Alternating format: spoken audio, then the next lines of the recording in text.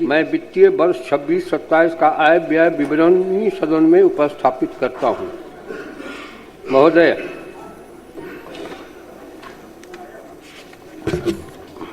आपकी अनुमति से मैं वित्तीय वर्ष 26-27 के लिए राज्य का वार्षिक आय व्यय बजट अनुमान सदन के समक्ष प्रस्तुत कर रहा हूं। मैं बिहार की जनता का हृदय से आभार व्यक्त करता हूं, जिन्होंने इस सरकार को पुनः अपना जनादेश प्रदान किया, जिससे बिहार को आर्थिक रूप से सशक्त, सामाजिक रूप से न्यायपूर्ण, समावेशी विकास वाला विकसित राज्य बनाने के हमारे संकल्प को नई ऊर्जा मिली है।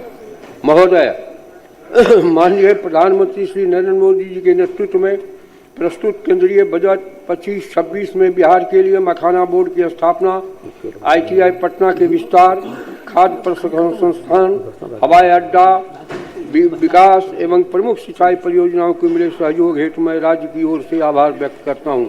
विशेष रूप से पूंजीगत व्यय को प्रोत्साहन देने हेतु राज्यों को प्रदान की गई ब्याज मुक्त ऋण सहायता ने बिहार की विकास परियोजना को समयबद्ध और प्रभावी ढंग से लागू करने के लिए सशक्त आधार प्रदान किया। महोदय, माननीय मुख्यमंत्री जी, आपके दूरदर्शी नेतृत्व और उतना ही नहीं, 5 बड़े चीज, सबसे पहला ईमान, फिर ज्ञान, ईमान, विज्ञान, अरमान और तब सम्मान, ये 5 तत्व हमारे मुख्यमंत्री जी में जो निहित है, ये विस्तृत बिहार, समृद्ध बिहार, ताकतवर बिहार के निर्माण में बहुत महत्वपूर्ण भूमिका निभाएगा। दूरदर्शी नेतृत्व और केंद्र सरकार के समक्ष बिहार की बात प्रभावी ढंग से रखने के लिए मैं माननीय मुख्यमंत्री जी का हार्दिक धन्यवाद देता हूं। आपके निरंतर प्रयास के परिणाम स्वरूप बिहार की प्राथमिकता को महत्व देते हुए राष्ट्रीय प्रगति के अनुरूप राज्य को विकास की मुख्य धारा में आगे बढ़ाने के लिए केंद्र सरकार की पूरी तरह से प्रतिबद्ध है। यह साझा संकल्प विकसित और आत्मनिर्भर बिहार के लक्ष्य को मजबूती देगा तथा विकसित भारत की यात्रा में बिहार की भूमिका को सशक्त बनाएगा। महोदय, एक तरफ जहां भारत विश्व की अर्थव्यवस्था में सबसे तेज गति से आगे बढ़ रहा है, वहीं दूसरी तरफ बिहार की आर्थिक विकास दर भी तेज गति से बढ़ने वाले राज्यों में शामिल है। 25-26 के लिए अनुमान है कि बिहार की अर्थव्यवस्था 14.9% की दर से आगे बढ़ेगी। महोदय, न्याय के साथ विकास के सिद्धांत पर चलते हुए बिहार ने 7 निश्चय 1, 7 निश्चय 2 के माध्यम से रोजगार, शिक्षा, स्वास्थ्य, कृषि आधारभूत संरचना में उल्लेखनीय उपलब्धि हासिल की। अब 7 निश्चय 3 के संकल्प के साथ बिहार को देश के अग्रणी विकसित राज्यों की श्रेणी में लाने का लक्ष्य रखा गया है। इस संकल्प के अंतर्गत राज्य की प्रति व्यक्ति आय को दोगुना करना, 1 करोड़ रोजगार अवसर सृजित करना, महिलाओं को सशक्त बनाने के लिए विशेष प्रावधान किए गए हैं। अब तक 1,56,00,000 लाख से अधिक महिला सदस्यों को 10-10 हज़ार रुपये की सहायता दी जा चुकी है। साथ ही उनके व्यवसाय को और आगे बढ़ाने में मदद करने के लिए 2 लाख रुपये तक की अतिरिक्त सहायता राशि उपलब्ध कराई जाएगी। जाति आधारित जनगणना में चिन्हित 94 लाख गरीब परिवारों को लघु उद्यमी योजना के माध्यम से सशक्त बनाने का संकल्प है। साथ ही हाट बाजार के विकास को स्थानीय उत्पादों को बढ़ावा मिलेगा।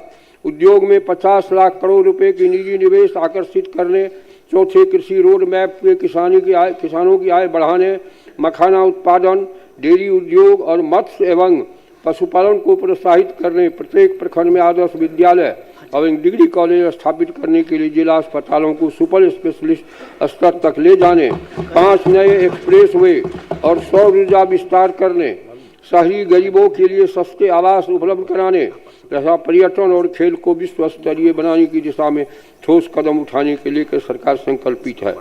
सबका सम्मान, जीवन आसान, ईज ऑफ लिविंग के अंतर्गत बिहार सरकार के वृद्धजनों के लिए स्वास्थ्य सुविधा उनके घर पर उपलब्ध कराएगी। संपत्ति पंजीकरण की सुविधा भी घर पर ही प्रदान करेगी, जिससे सभी नागरिकों को जीवन सरल, सम्मानजनक और सुरक्षित होगा। महोदय, बिहार का बजट आकार पिछले कुछ वर्षों से उल्लेखनीय रूप से बढ़ा है। जो 2004-05 में 23,800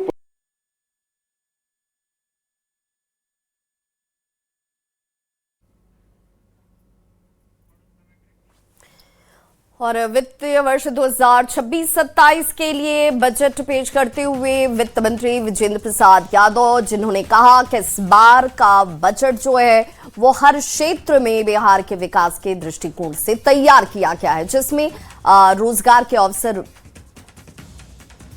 18 केंद्र प्रायोजित स्कीमों हेतु अधिक वित्तीय आवंटन, बड़े अवसंरचना कनेक्टिविटी परियोजनाओं के लिए विशेष सहायता के साथ साथ राज्य की बाढ़ और सुखाड़ जैसी संरचनात्मक चुनौतियों को समाधान हेतु नदियों को परस्पर जोड़ जैसी राष्ट्रीय महत्व की परियोजनाओं में केंद्रीय सहयोग अपेक्षित है। ऐसा सहयोग बिहार की विकास यात्रा को नई गति देगा। जल प्रबंधन, कृषि उत्पादकता तथा आपदा जोखिम न्यूनीकरण में दीर्घकालिक लाभ सुनिश्चित करेगा तथा राज्य समावेशी विकास की ओर तेजी से आगे बढ़ सकेगा तथा विकसित भारत के संकल्प के साथ समृद्ध आत्मनिर्भर बिहार के लक्ष्य की ओर निर्णायक कदम रख सकेगा। महोदय, इस दृष्टि और संकल्प के साथ मैं अब वर्ष 26-27 के बजट का सारांश आपके समक्ष प्रस्तुत करता हूँ।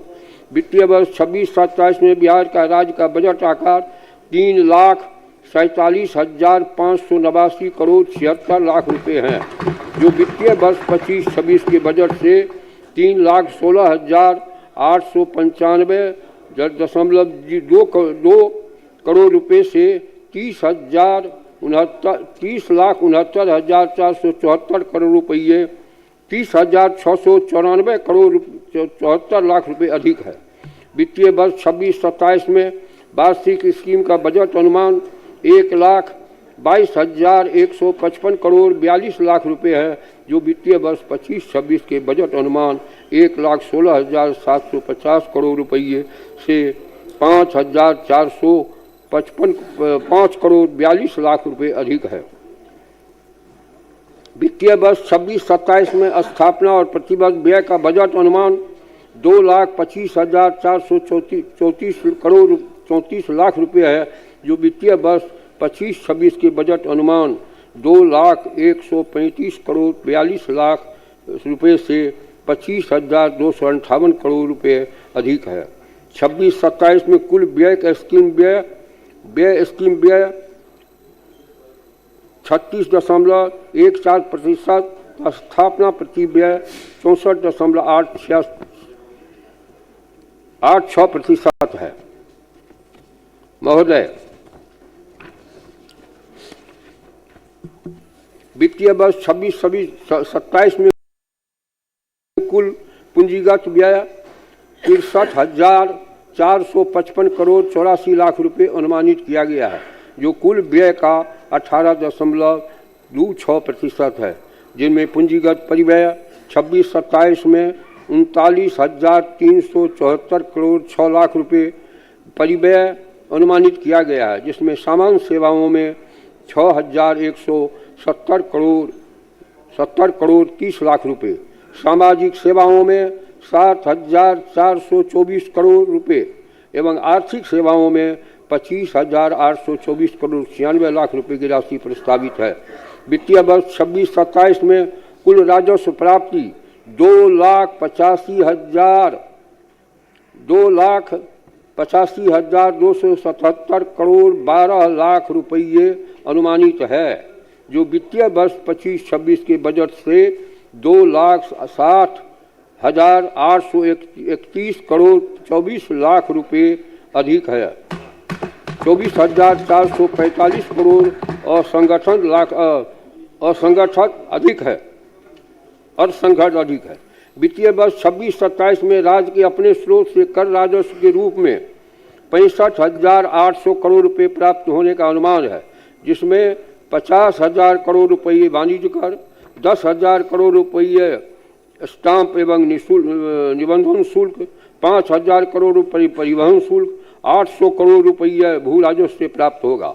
वित्तीय वर्ष 26-27 में राज्य के अपने स्रोतों से गैर कर राजस्व के रूप में 9,402 करोड़ 99 लाख रुपए प्राप्त होने का अनुमान है, जो कि वित्तीय वर्ष 25-26 के अनुमान से 8,220 करोड़ रुपये अधिक है की तुलना में 1,142 करोड़ रुपये अधिक है। इसमें खनन से 4,200 करोड़ रुपये, ब्याज प्राप्ति से 2570 करोड़ 8 लाख रुपये। वर्ष 26-27 में राजस्व अधिशेष 1147 करोड़ 29 लाख रुपये अनुमानित है।